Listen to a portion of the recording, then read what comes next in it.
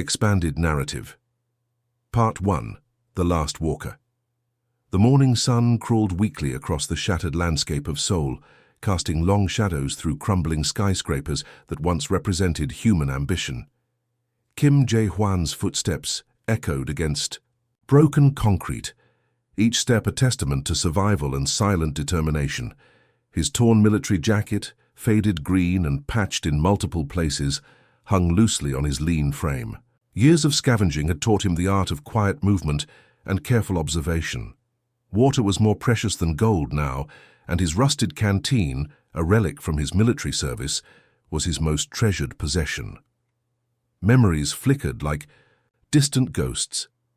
He remembered the day everything changed, massive environmental systems collapsing, global communication networks dying, and humanity slowly unraveling. Pandemics, climate disasters, and resource wars had reduced the world's population from billions to practically zero. And here he was, the last known survivor. Jae-hwan wasn't a hero by choice. He was simply someone who refused to give up, someone who had learned survival skills during his mandatory military service and applied them ruthlessly in this new, unforgiving world. His survival wasn't about courage, but pure, stubborn resilience. He walked through Seoul's ghost streets, broken glass crunching beneath his worn boots. He scanned his surroundings with practiced eyes.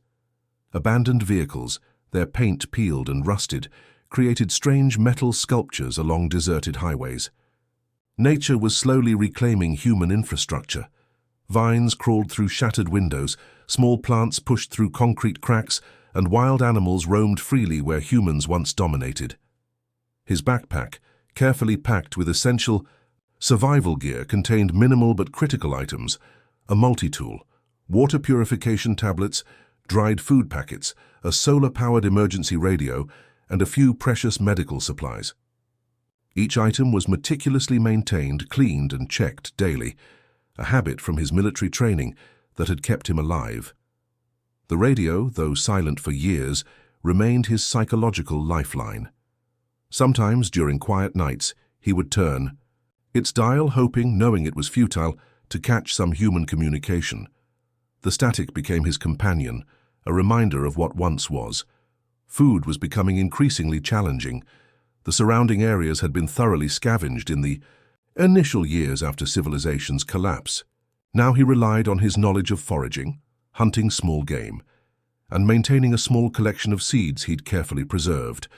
His survival wasn't just about finding food, but understanding how to create sustainable resources. Water was his primary concern. The canteen he carried was more than a container. It was a symbol of hope. He had developed intricate water collection and purification techniques, using everything from plastic sheets to create condensation traps to understanding which plants could indicate clean water sources. As noon approached, Jae-hwan found shelter in what remained of an old subway station. The underground space provided protection from potential radiation and extreme temperature fluctuations. He carefully checked his surroundings, set up a small, nearly invisible camping area, and began preparing his modest meal. His daily routine was a delicate dance of survival. Move strategically, conserve energy, stay alert, and never lose hope. Hope wasn't just an emotional luxury, it was a survival mechanism.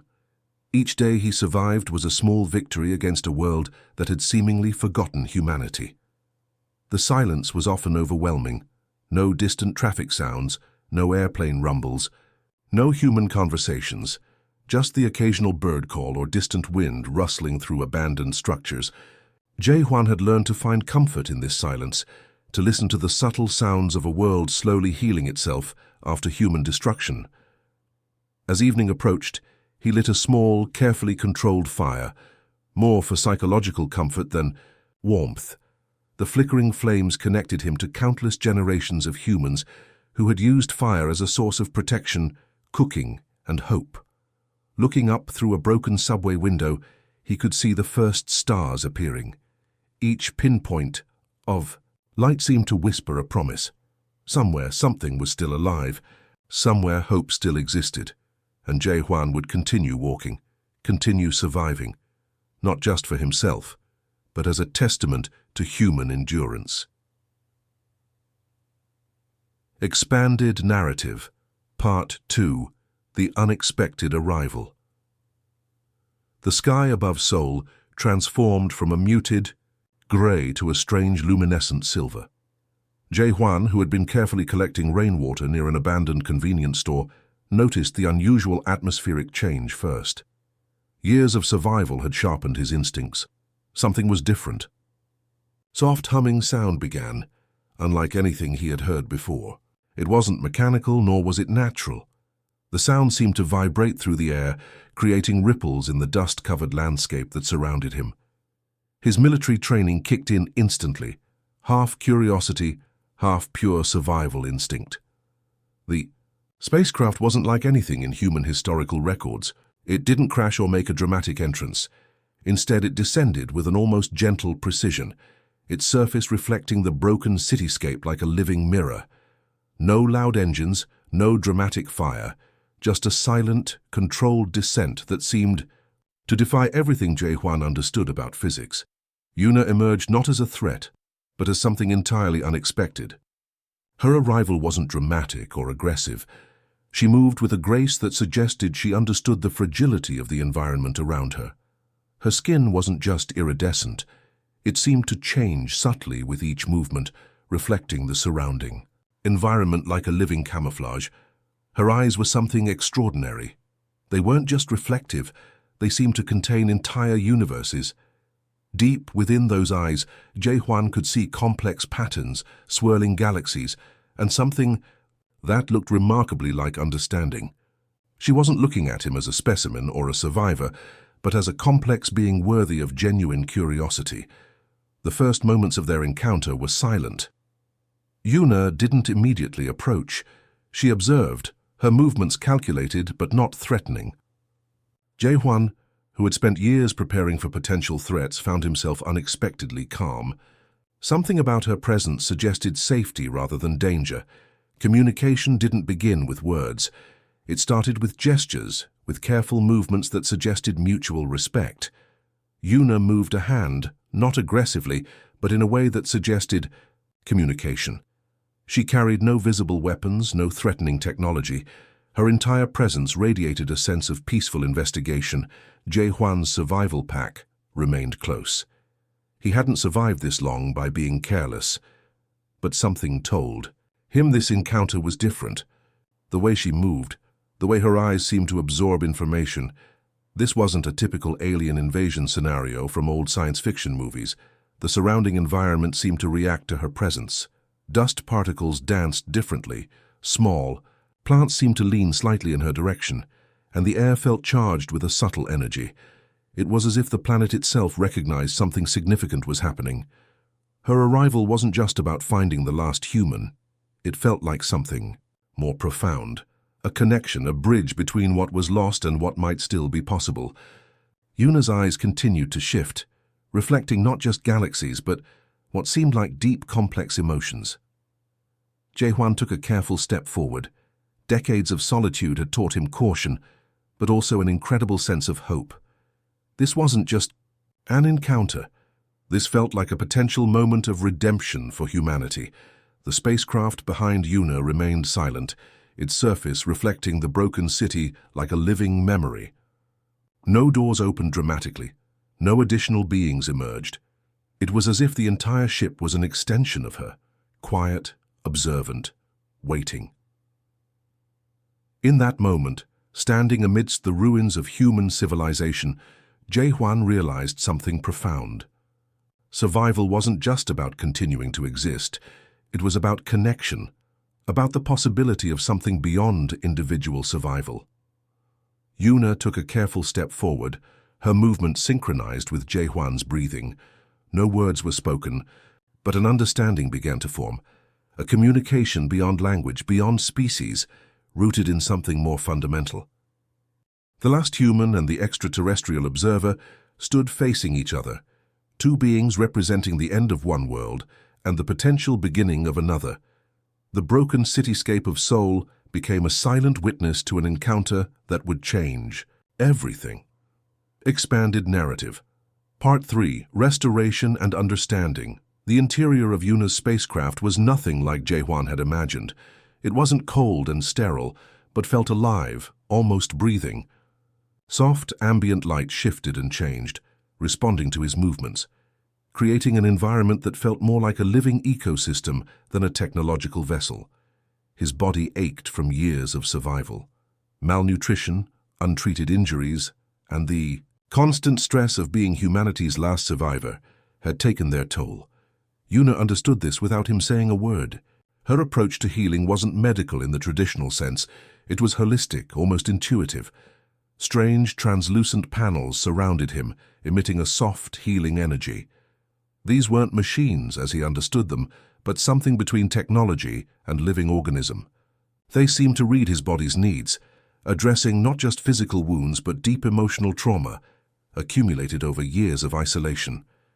Communication began with the most basic human interactions. A gesture, a nod, a careful touch. Yuna didn't rush. She understood that trust couldn't be demanded. It had to be carefully, patiently constructed.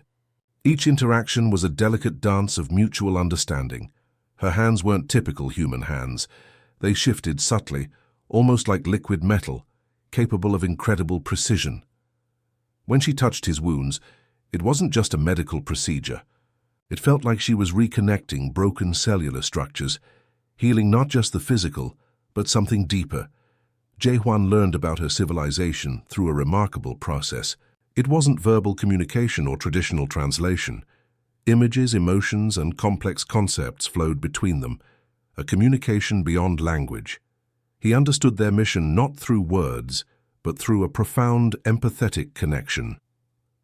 Preservation mission wasn't about collecting specimens or scientific research.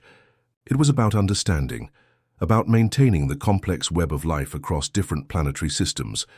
Humanity, even in its final moments, was part of this intricate cosmic ecosystem. Nutrition was restored through methods beyond traditional feeding. Specialized energy fields replenished his body, addressing years of malnutrition. His muscles, weakened from survival, began to regain strength, but more importantly, his spirit, crushed by years of isolation, started to heal. Yuna shared glimpses of her civilization's history, not through technical descriptions but through emotional imprints. Jae-hwan could feel their challenges, their evolutionary journey, their philosophical struggles. It was like experiencing millennia of history in momentary emotional snapshots. Her fascination with humans wasn't scientific detachment. She was genuinely moved by human resilience, the ability to hope, to survive, to rebuild even when everything seemed lost. Through Jae-hwan, she was experiencing the raw, unfiltered essence of human survival. The spacecraft itself seemed to respond to their growing connection. Surfaces would subtly change color, creating environments that made Jae-hwan feel safe, comfortable. It wasn't just a vessel, it felt like a living entity participating in their healing process. Slowly, carefully, they built a language of understanding. Not words, but a complex system of emotional and conceptual exchanges. Jae-hwan began to understand her intentions, her compassion, her mission. She wasn't here to study him. She was here to help, to preserve, to connect. His memories of Earth, its beauty, its complexity, its ultimate tragedy, became a shared experience. Through their connection, the story of human civilization wasn't ending. It was being preserved, understood, respected. As days passed, the healing became mutual. Yuna learned about human emotions, about survival, about the incredible complexity of individual human experience. Jae-hwan learned about cosmic perspectives, about life's interconnectedness, about hope beyond individual survival. The broken, isolated survivor was transforming, not just physically, but fundamentally. Each moment aboard the vessel was a step towards healing, towards understanding, towards something entirely new. Their connection was becoming something more than rescue or scientific investigation. It was the beginning of a profound, unexpected journey, a bridge between what was lost and what might still be possible. Expanded narrative. Part 4. Beyond Boundaries. Time became a fluid concept aboard the spacecraft. Solar cycles blended into moments of profound connection, and the boundaries between Jae-hwan's human experience and Yuna's extraordinary existence began to blur in unexpected ways. Their connection wasn't a Hollywood-style romance. It was something more complex, more nuanced, a deep understanding that transcended physical appearance or traditional human concepts of relationship. They communicated through layers of emotion, shared experiences that went beyond words, beyond touch, beyond anything Jae-hwan could have imagined during his lonely years on dying Earth. Yuna's ability to experience emotions was different from human feeling. She didn't love like humans did. Her connection was more like a profound resonance, a deep harmonic understanding that vibrated through their shared experiences. Jae-hwan discovered that love could exist in forms completely different from what he had known before. Their daily interactions became intricate dances of mutual discovery.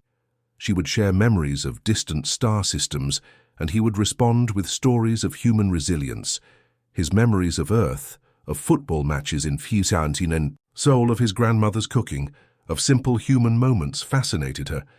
These weren't just memories to her, but living fragments of a civilization on the brink of extinction. The spacecraft became their shared world.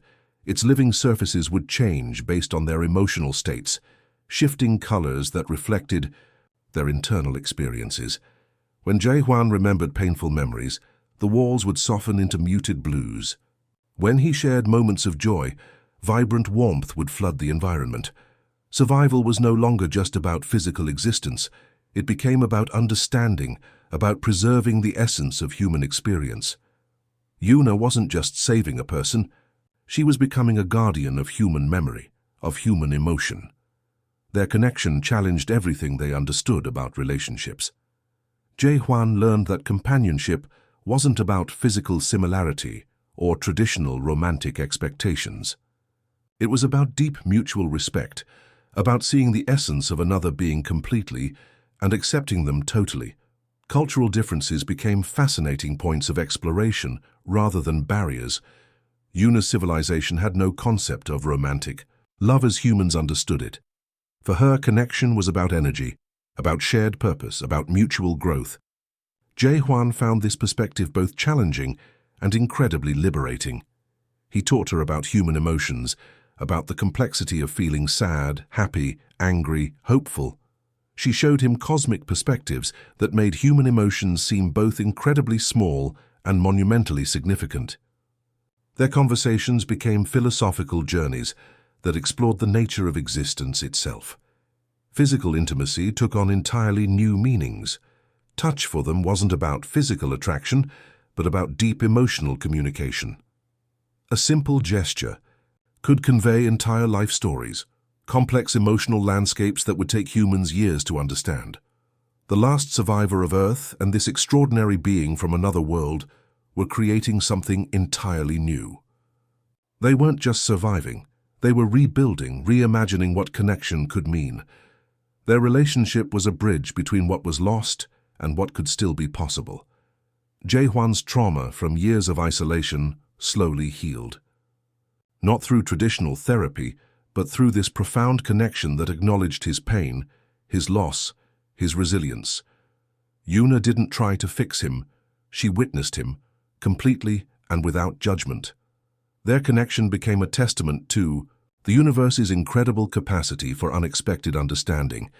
Two beings from completely different origins, finding a way to communicate, to care, to exist together in a way neither could have ever predicted. As solar cycles continued, they weren't just surviving. They were creating a new narrative of connection, a story that challenged everything known about relationships, about survival, about the possibility of understanding across seemingly impossible differences. The spacecraft continued its journey through the vast cosmic landscape, carrying not just the last human and an extraordinary being, but a powerful, transformative connection that defied all previous understanding of companionship and survival. Expanded narrative. Part 5. Guardians of Memory.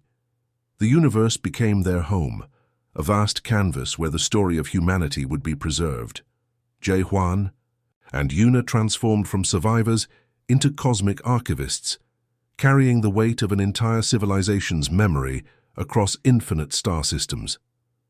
Their method of collecting human history was nothing short of extraordinary.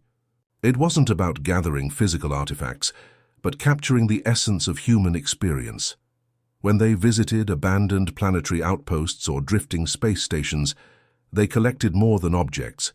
They collected stories, emotions, fragments of human spirit. J-Juan became the storyteller. His memories of Earth weren't just personal recollections, but living historical records. He would describe the smell of fresh bread in his grandmother's kitchen, the sound of children playing in Seoul's parks, the feeling of rain on concrete. Details. Philip made human civilization more than just a technical record. Una's extraordinary abilities allowed her to transform these memories into something beyond traditional preservation.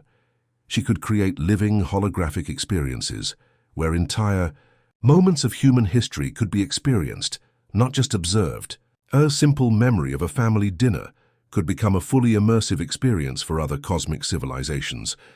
Their spacecraft wasn't just a vessel, it was a living memorial. Its internal structures constantly shifted, creating spaces that reflected different moments of human civilization. One chamber might represent ancient Korean traditions, another might capture the complexity of modern urban life, and yet another might showcase human scientific achievements. They didn't just collect grand moments. They understood that true history lived in small personal experiences, a child's drawing, a worn-out book, a piece of music, a fragment of clothing. These became powerful testaments to human creativity and resilience. Communication with other cosmic civilizations became their unexpected mission. They weren't just preserving human memory, they were helping other species understand the complexity of human experience. Their presentations weren't dry historical accounts, but living, breathing narratives that captured human emotion. J-Juan's perspective was crucial. As the last human, he provided context that no technological recording could capture. He explained human contradictions, our capacity for both incredible destruction and breathtaking compassion. His personal story became a bridge between what was lost and what could be understood. Their relationship continued to evolve. They weren't traditional partners in any sense, but profound companions united by a shared purpose. Their connection transcended romantic love, becoming something more complex, a deep, mutual commitment to preserving and understanding life's intricate stories. Star systems became their classroom, their museum, their home. They would spend months in areas with remnants of human exploration, carefully documenting and experiencing forgotten histories. Abandoned space stations, distant planetary colonies, fragments of communication networks, each became a chapter in humanity's cosmic story. Una's civilization watched their journey with growing fascination. What had begun as a simple rescue mission had transformed into something unprecedented, a living, emotional archive of a civilization that had nearly destroyed itself but maintained an incredible capacity for hope. They discovered other fragments of lost civilizations during their travels. Each encounter reinforced their understanding that survival wasn't about individual existence, but about collective memory, about maintaining the complex tapestry of cosmic life. The way they collected memories was revolutionary. It wasn't just documentation, it was resurrection. Through their unique connection, human experiences could be felt, understood, and experienced by beings who had never encountered Earth civilization. J-Juan's role was deeply personal. He wasn't just a survivor or a historian, he was a storyteller, keeping the emotional truth of humanity alive. Every memory he shared was an act of profound love, a way of ensuring that humanity's complexity wouldn't be forgotten. Their journey became a beacon of hope. In a universe that had witnessed countless civilizations rise and fall, their story suggested something more profound, that connection, understanding, and preservation could transcend the most devastating endings. As they traveled through endless cosmic landscapes, J-Juan and Una weren't just preserving a memory. They were writing a new chapter of cosmic understanding, proving that hope could emerge from the most unexpected places. that love could bridge impossible distances, and that the human spirit was far more resilient than any single moment of destruction.